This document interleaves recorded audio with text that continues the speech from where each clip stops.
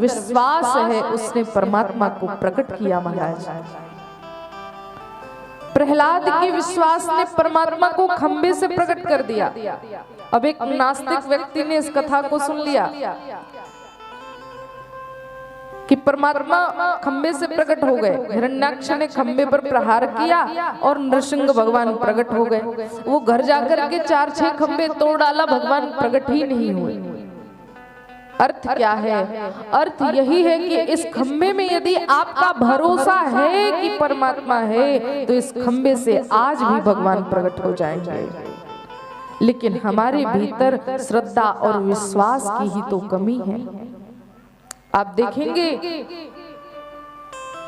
भरी सभा में जब दुशासन द्रौपदी की लाज लूट रहा था,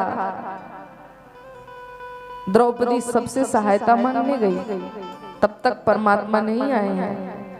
सबकी शरण में जाकर के जब थक गई और थोड़ा भरोसा जब अपने बल पर भी रहा, खींचती रही साड़ी को, तब भी भगवान नहीं आए। द्रौपदी ने जब दोनों हाथ ऊपर करके परमात्मा को पुकारा, हे द्वारिकाधीश, अब ये लाज रहे या जाए आपके हाथों में है। वैसे ही श्री कृष्ण प्रकट होकर के और द्रौपदी के लाज को बचाए। अर्थ है भीतर यदि विश्वास और श्रद्धा है तो परमात्मा आपके समक्ष अभी भी है, लेकिन यदि विश्वास और श्रद्धा की कमी तो परमात्मा आपसे दूर है। विश्वास स्वरूप भगवान भोलेनाथ की वंदना की है। इसलिए परमात्मा को यदि पाना है तो पहले भीतर विश्वास को लाना होगा।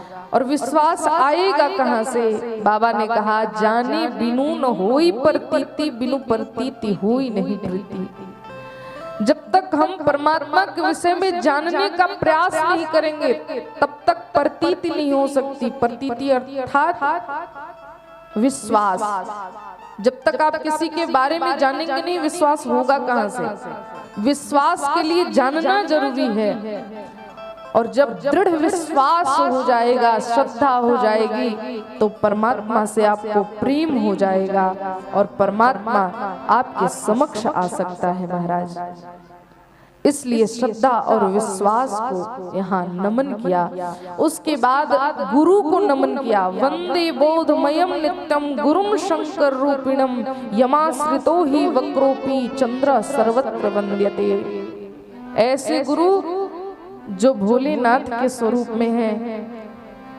और महाराज ऐसे गुरुदेव को नमन है जो भगवान भोलेनाथ के स्वरूप में हैं, जिनके शीश पर टेढ़ा चंद्रमा भी पूजित हो रहा है महाराज।